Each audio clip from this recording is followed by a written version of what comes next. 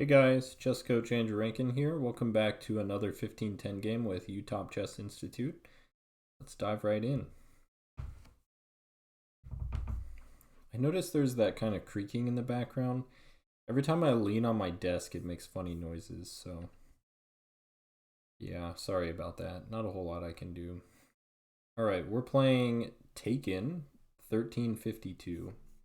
He's rated 2109, and he's played over 630 games, so hopefully we'll get a good game. If you guys caught the last game against the Dutch, man, that was a crazy game. My opponent played super well, very positional, and eventually we cracked. We dropped an exchange, but we fought on until a draw, so that was awesome. We also gained 10 rating points from drawing him, which is pretty cool. Props of still being provisional here. I'm not sure how many games we play until the question mark goes away. Now the D3. So normally I would defend with a knight, but it's so early I can't, so I don't really have a choice. I kind of have to take the bishop. So bishop takes, queen takes, and then e6, just preparing your typical French defense c5 pawn break. I'm trying to think the last time I played this variation. I feel like it's pretty rare. So we'll take.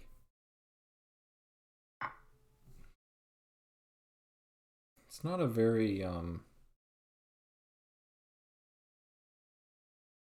enterprising way of playing for white.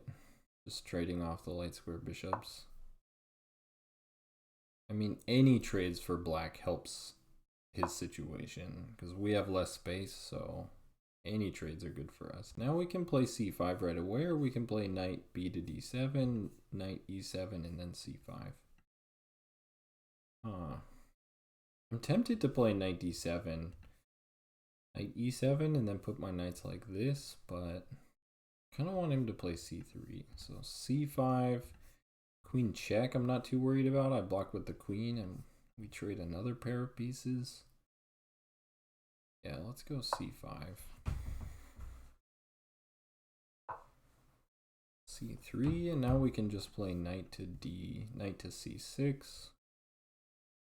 Now we just get a typical French, only we fixed our bishop. So I'm really confused as to like, why is white playing like this? This is just like a really good French for us. I mean, we no longer have the light square bishop. He no longer has a light square bishop, so I'm not super worried about that.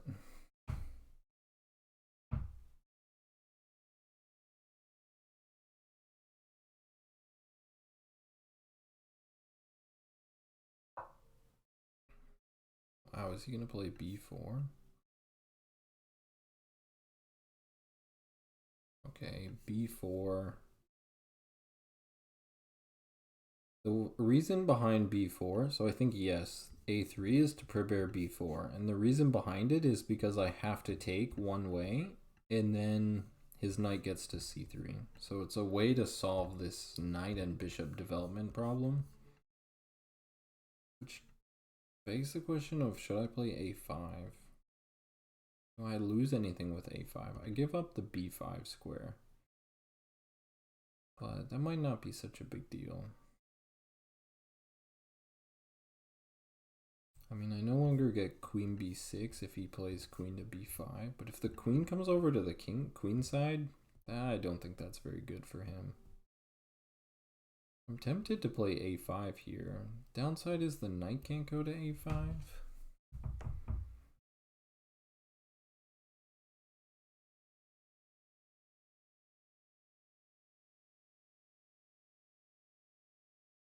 Also, he could just be preparing to prevent any piece from jumping into b4. You go here, b4, pawn takes, pawn takes.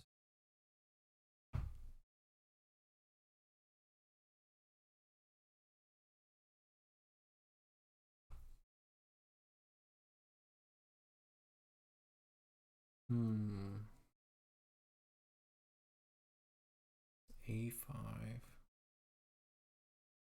Queen B5.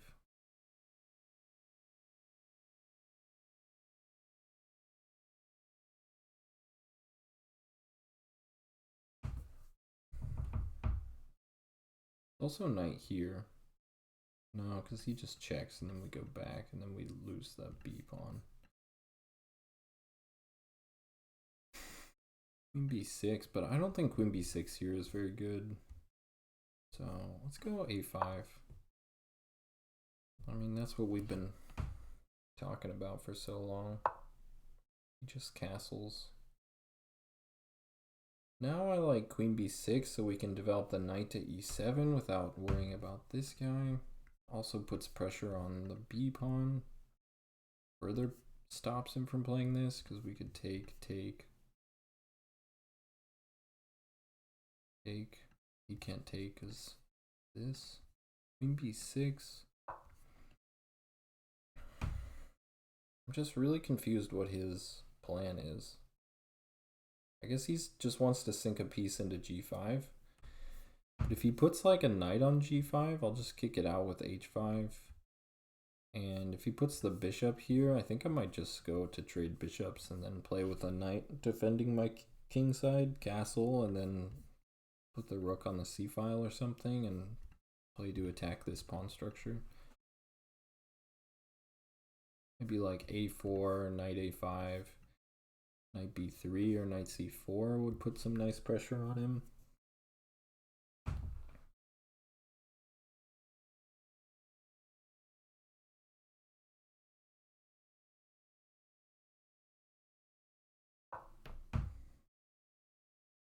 Okay. So we can take on B2. He has to play knight here.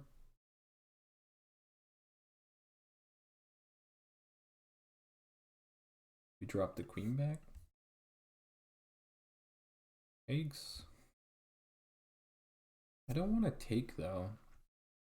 He's like inviting me to take on B2. I don't want to take and give him knight C3. That's the thing. Now takes knight D2.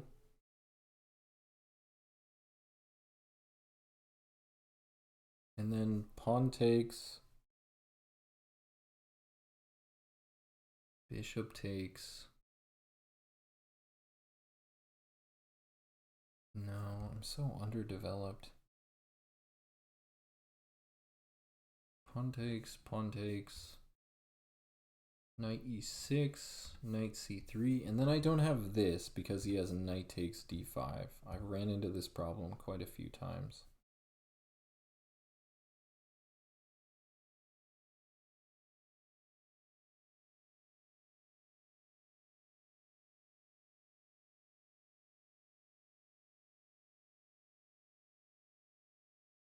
Or here? No, then I drop this pawn.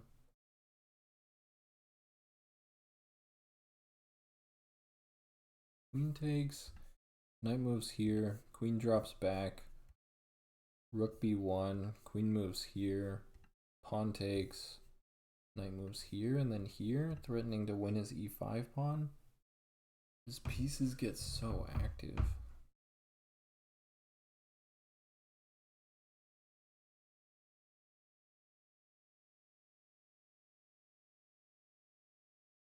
Queen takes, knight d7, knight d2. Queen moves back.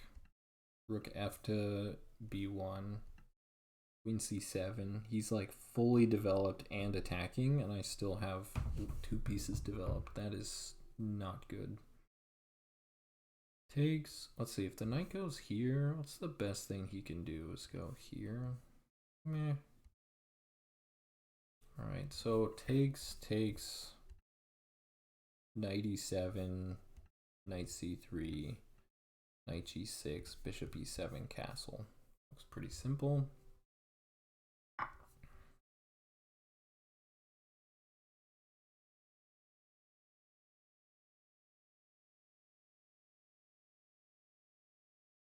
If He takes with the knight. We have knight takes e5.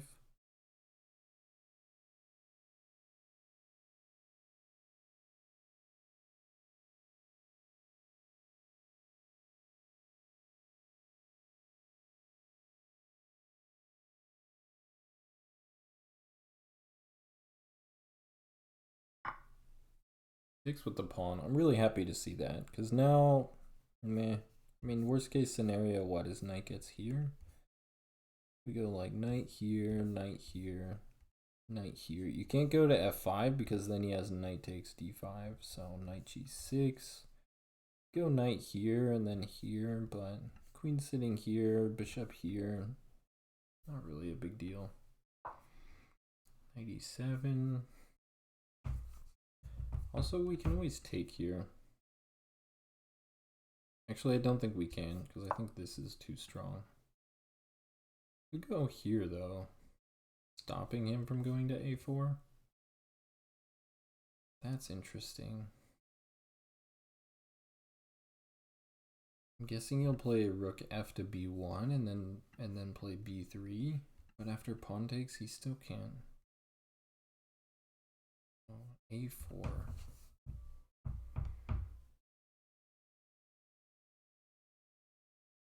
I want the knight here, the f rook here, me castled, and then me having like bishop takes and then rook takes ideas. That's like long-term tactical ideas. So knight here, knight here. Yeah, let's play a4. It's really clamping his position.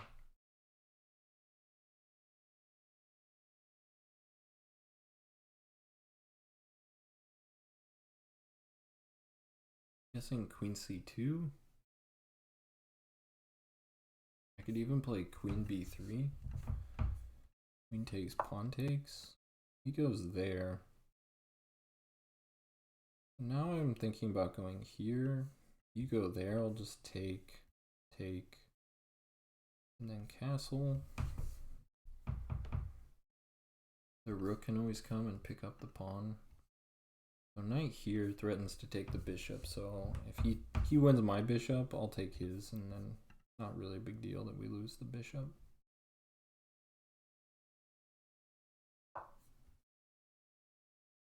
Ooh, also the knight guards this square, so that's very nice.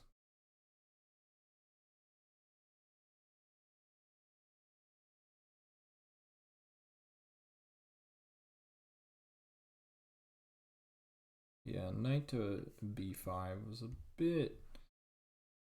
He's so aggressive. I'm really surprised that white gets so much counterplay after just bishop d3 trading bishops. I guess he does get a tempo, because I spent like 1, 2, and then he goes 1, and then his second tempo was a developing move with the queen. I guess that's the big idea with bishop d3. So I really want to slow the game down. That's why taking on b2, way too dangerous. We got nice pressure on his bishop. We control the d6 square. As long as the bishop can take, I'm not too worried about it. This is really annoying if you have to move the king, because no matter what you do, you lose the f-pawn. If you have a piece here, like a knight here. The knight does an awesome job blocking the c-file, so it's not so easy for him to break that. Not really interested in taking the dark square bishop, opening up his rook. If his rook moves, I'd be happy. But I'm guessing he's going to play g4 now. So that after takes, his kingside attack and his rook opens up. But I don't really have a choice.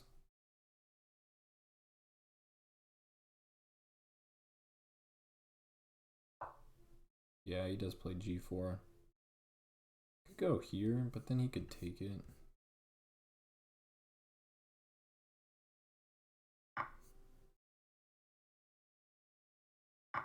It's not so clear how he continues with the attack, though. So I guess the idea is here, then he's going to jump in with check so that when I take, I lose the tempo, but I don't really have a choice. I have to develop the dark square bishop. But I think this takes. I mean, that can't be good. This pawn is gonna fall. His pawn structure is all busted.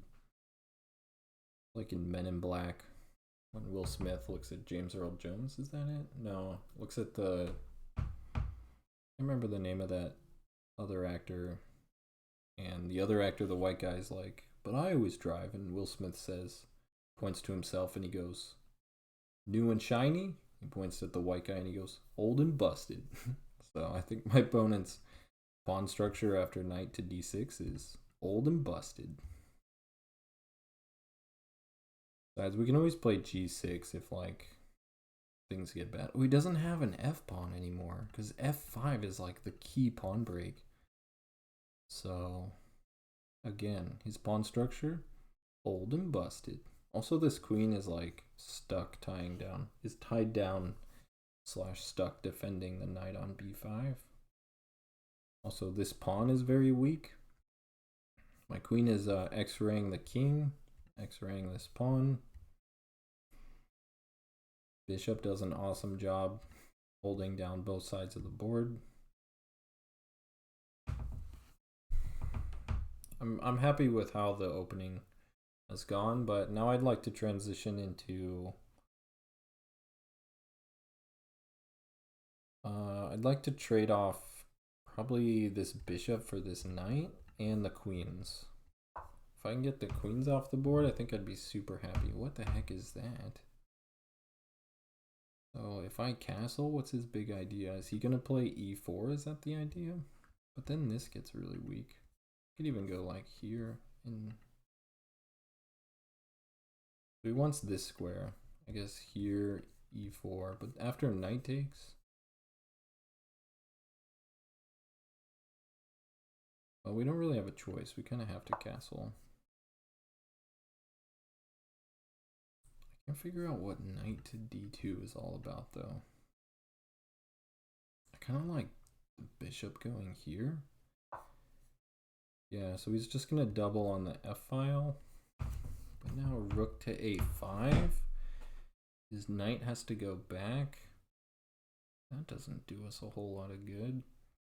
Because we can't even go here threatening this. Oh, but rook a5. Knight goes back, queen takes, and he can no longer like go here. So if he puts his rook here, then we take this. He takes that. Then we put more pressure on his position.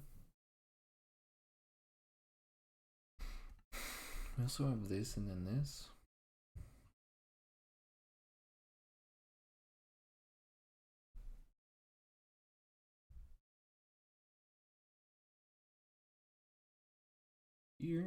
Here. I'm thinking rook c8, knight a5, knight c4, knight takes, queen takes, and the knight's pinned.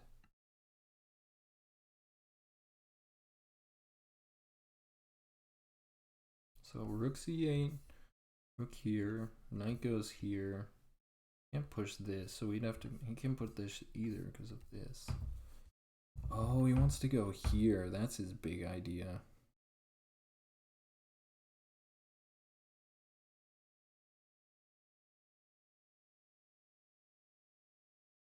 I can just go h6. You push. Or g6.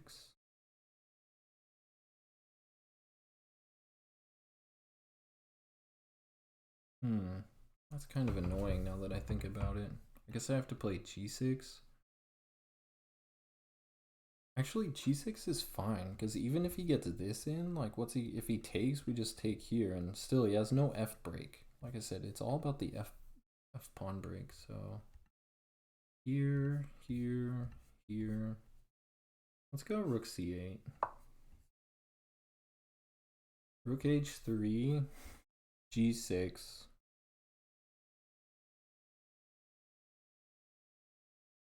Knight a5, knight c4.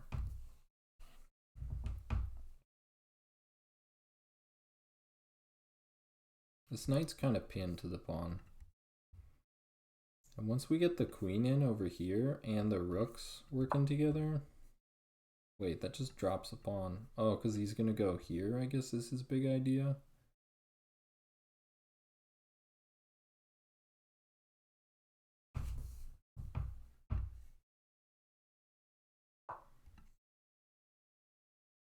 So we don't take the pawn, but now he doesn't have a rook h3.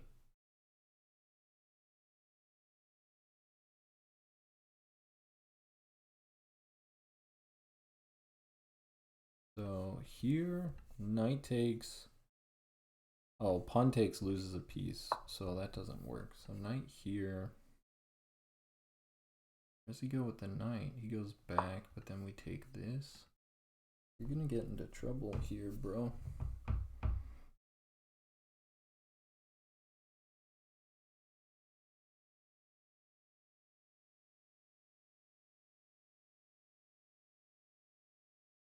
Queen takes loses a piece.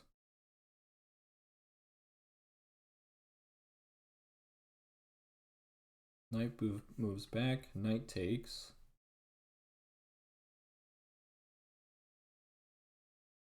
Attacks the queen. And then the a3 pawn is looking weak.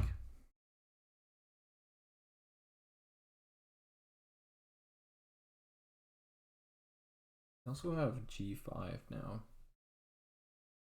Covers h6, prevents the pawn from moving, and hits e3.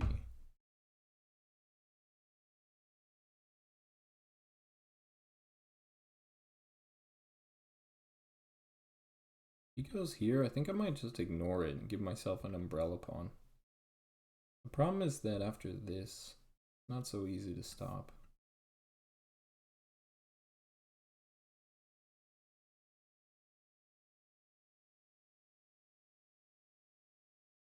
We could take and then play bishop g5. It's not so clear. Takes, knight takes.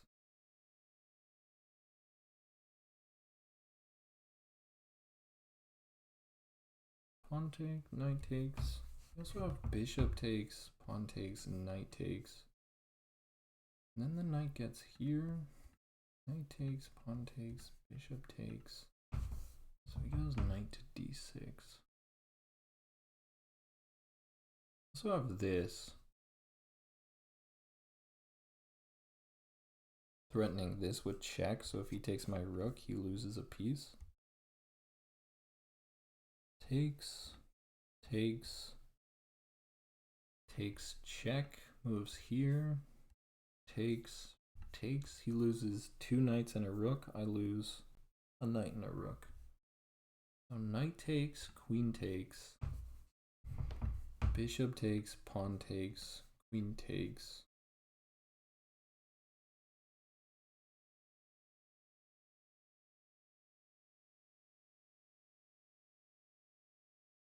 When we get our queen active over here, we trade off all the minor pieces and we win a pawn.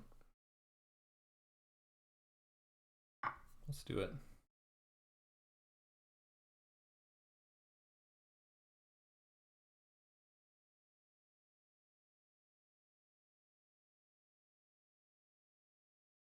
Also, we get the queen off of this, yeah.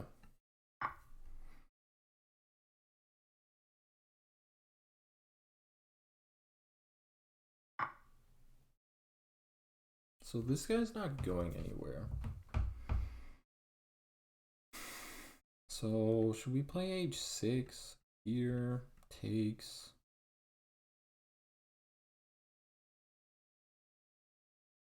And we always have like f6 to guard this.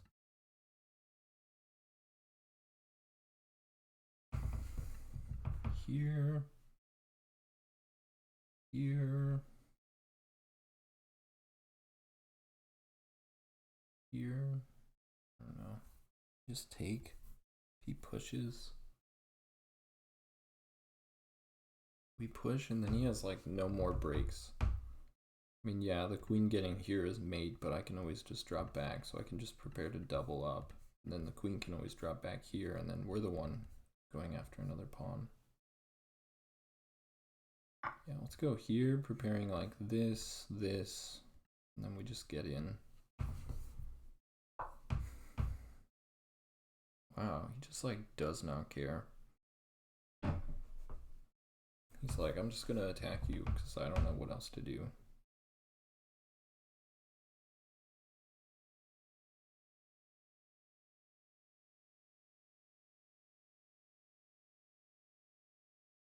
So actually I'm thinking rook c7 and then rook c8 so that I get lateral defense on the f-pawn.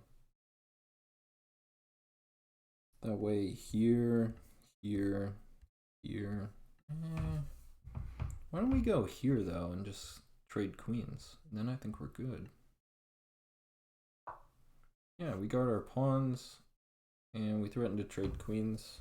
Also, when I get to c2, then I defend my king side. That's what I really love about the queen side attacks, is they come back and defend the king side. Geez, I need to hurry up. My opponent's playing really fast. I think the last game my opponent was taking a long time, so I had plenty of time to think, but not so much this game. Queen b4, I think.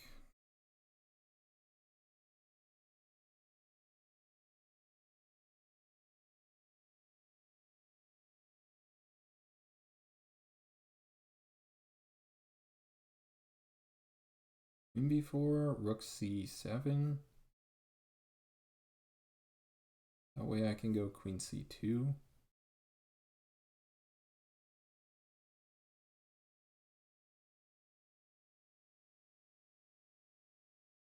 And like queen here, if I can get rid of this rook, like trade the c rook for the f rook, really happy. Goes there. Go queen c2. We trade queens. I think he's busted.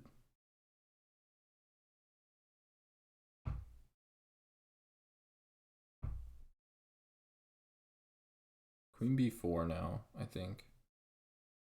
Putting pressure on my f rook, my b pawn. Also defending his b pawn. But then I have queen e4. That looks very uncomfortable. Defending like these checks, this and this check. Then he goes here. But then I have rook to c2 and yeah, queen b4, queen e4, rook g3, rook c2. With the threat of like this getting mated. Also with the threat of just like rook e3 so I can take. King is so naked. Naked, naked, naked. I'm willing to give up like a pawn over here to have a 2-on-1, but get a super active queen just checking his king.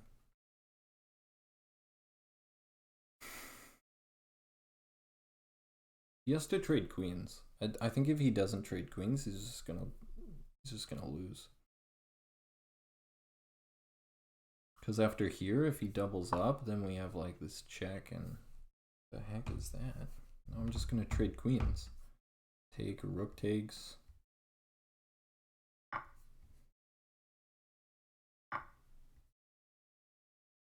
Now I'm just gonna get in. I'm gonna double up and, or like pawn takes, pawn takes. I don't want to take this pawn. I think I want to go this, and then so here, here, here, and then wherever you go, I can trade a rook. So yeah, rook c7, rook c8, and then we just trade the rooks off. It's gonna be a grind. This is not gonna be an easy win. If he takes here, that would be a huge mistake. Because then my king activates and the g pawn will just fall. And pushing here makes no sense because I'll just take with the H pawn and then he'll take here and then I take here and my king is nice and cozy. He has no kingside attack. Now that the queens are off the board, yeah, the kingside attack is a negative Ghost Rider. And he's down a pawn. And we have control of the only open file. And lateral defense of f7. And then we'll just trade a pair of rooks and then we'll sink a rook into c2. Feast on these pawns. So weak. You can't have like all these pawn islands. So I guess he's gonna go rook here, but that's not gonna help you. So I could go check and then bring the backup rook to defend the f7 pawn, but the f7 pawn is like no longer a problem piece, so let's go check and then rook c7. Pass the turn back to him.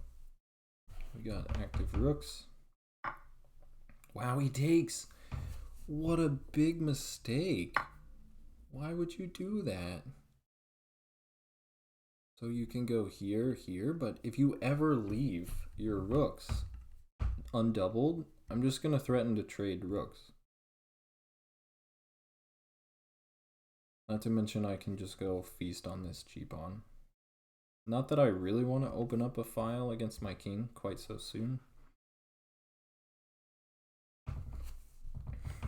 But it's an idea. King here. I guess he'll go check. Then if I take, I might get in trouble.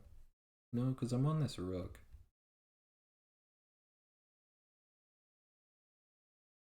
Here, here, here, here. Problem is you take, and no matter which rook I take, you can take the other one. I have this check. Then he just has to go back here. Go here, you go check. Let's give a check, see where he goes. Wow, he goes there, but now I can just go check here. Where's he going? He goes there, okay. But now my king just sits here.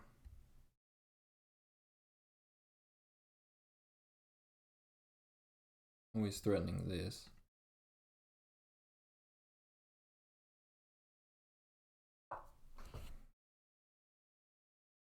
I mean, I guess he's gonna go like rook here and here, but once I go back, then he goes up here, so he has enough tempos to prevent me from getting rook c2, but he has to make moves. I can also go rook c1. Yeah. Also go rook c4. So if he goes here, I take. Go rook c4, just because it looks like he wants to play e4. Oh, also we get b5, b4.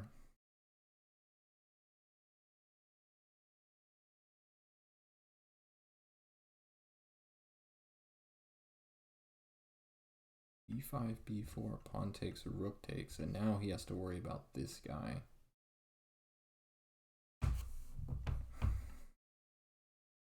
Here, pawn takes, king takes,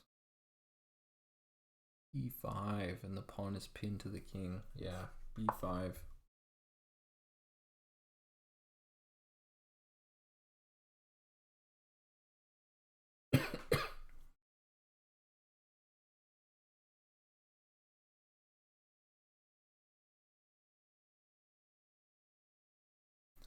This is just technical endgame. It's not difficult, but it's technical. But I think here, e4 is losing. So he's going to check and send me back here. I don't much care about that. So I like b4 because after pawn takes, rook takes, he can't leave the b pawn alone. And then the rook gets here and he can't leave the e and the b pawn alone. Yeah, let's push. And if he lets me push b3, then I have rook c2 and he can't take because then I just queen. So he has to take it.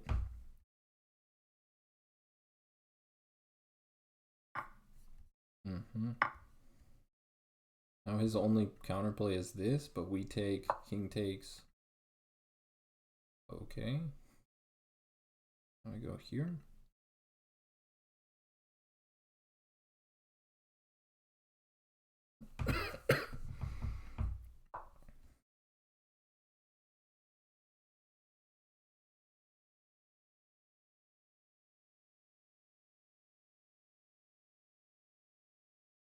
He pushes, takes, and then rook here, and we win the pawn. It goes there. Don't really see what you accomplish with that. Now you just have to go back. Oh, here, pawn takes, king takes.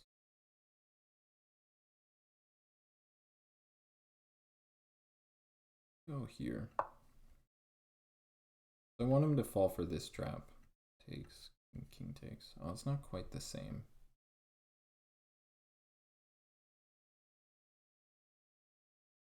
Not so clear how we make progress here, to be honest.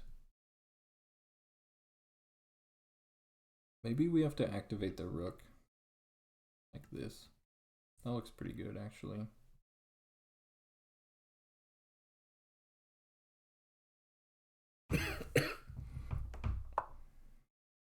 If we go here, rook takes, pawn takes. King moves here, pawn pushes. King moves here, pawn takes. King moves here, we move here. So rook here, rook takes, pawn takes. King here, pawn pushes. Yeah, I think if he takes, it's just winning, because I think this pawn is going to be overloaded.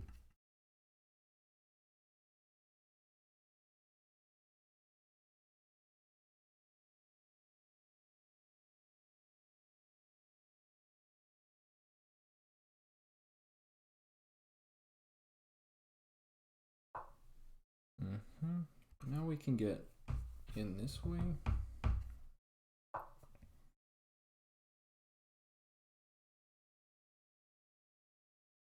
Good on him for not taking the rook. I would have lost pretty quickly.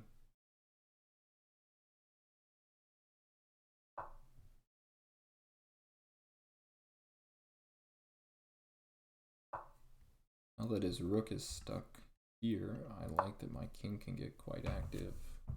So we have this, check, and then this. If he moves away, we can go here.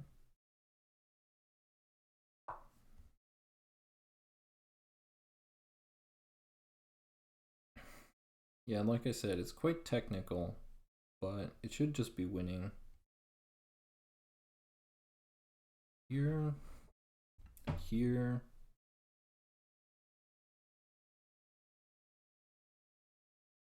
Here, here. Always go back, and then here if his king ever like decides to go for a long walk. Takes. Ooh, we have this. And then we take with check.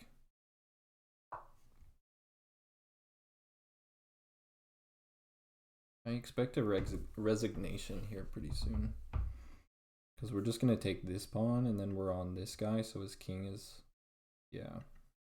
His king goes here, we take king here.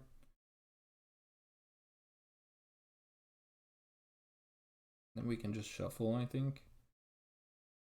He runs out of moves. Because his rook is stuck defending both pawns, so if he moves forward, we take the second rank. If he moves sideways, we take the g-file.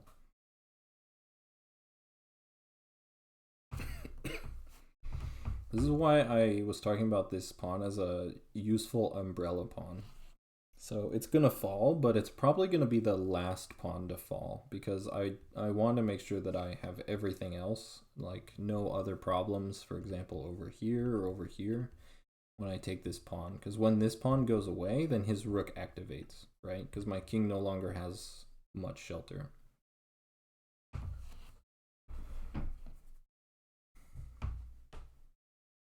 So this is just your typical technical endgame with active rook versus passive rook. And eventually the active rook is just going to continue to improve itself and the passive rook is not.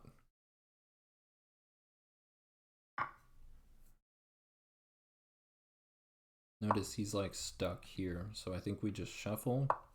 And now what do you do? If you move to win this pawn, then I win and defend it laterally. So your king is now on what's called a mind square, which means he's in zugzwang. He cannot move the king. He cannot move this pawn without losing. Yeah, so now we go here to win this. Maintain our pressure on d4, but also add pressure to g5. He goes there. So I could go here. Takes, and then I go here. If I go here, you're gonna play rook here.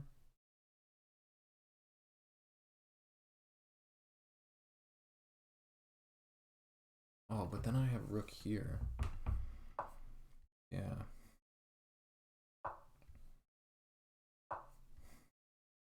Too many weaknesses. This rook is even worse now that it's super passive there.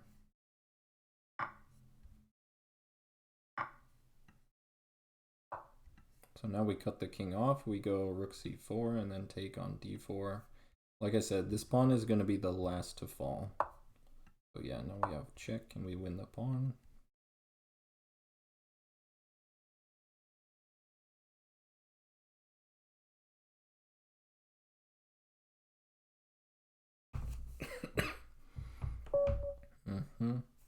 All right, let's wish him a good game. Well played. And let's go to the analysis board because I'm not really sure about this opening. Oops.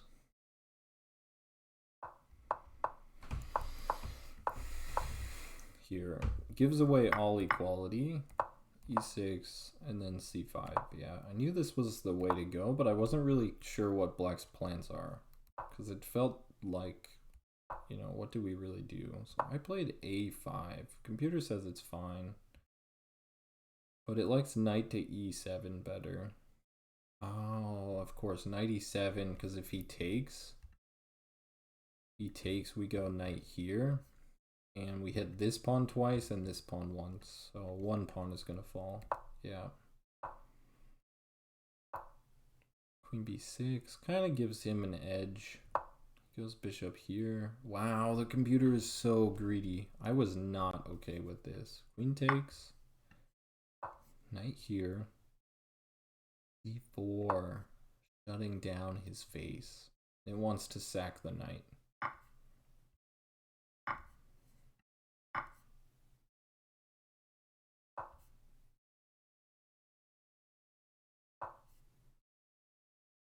This looks awful for black. I do not like this at all. Yeah, no thank you. So we played pawn takes, he played pawn takes. No, he's slightly better, but eh. Knight c3. I played a4. Thought that was one of the computer suggestions here. So I feel like I gave him an advantage. One knight here. Takes, but yeah, g4 gives me back the advantage. Castles, rook here. Oh, I was looking at rook a5. I played rook to c8. Knight a5. Yeah, now black is in the driver's seat. Knight c4. He goes here. It wants to take with the bishop. I took there. Queen takes, bishop takes, pawn takes, queen takes. Now we're just up a healthy pawn. And we go to trade the queens off. It wants to take and give you this like awful pawn. That I don't like that. But I guess the idea is after takes, king h8 and then rook g8 and you're going to get the g file. But okay. I just wanted the queens off, and I felt very confident I could win this position. Because as soon as he went rook to e1, I knew he was just playing purely defensive. And yeah, he runs out of moves. His rooks are too passive, and my rooks are super active on the c-file. So it's just a matter of time now before. And this move I think is pretty poor because we get an active rook.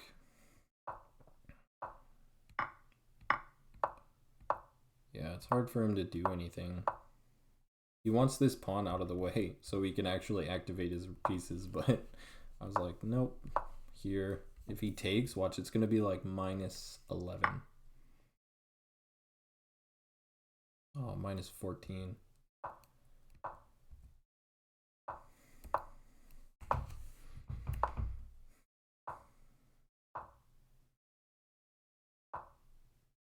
Yeah, rook e1 here. Now his position collapses.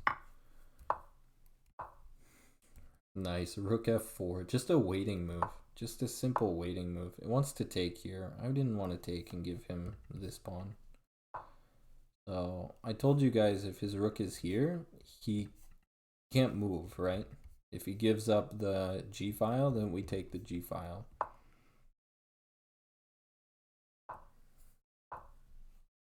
And now he gives us the g file and the second rank. So we take, he takes, and now we just feast on those weaknesses. I'm pretty sure I mentioned that in the beginning. Feast on the weaknesses, looking for a pretty easy endgame. Alright guys, I hope you guys found that educational, and I'll catch you next time. Thanks, bye.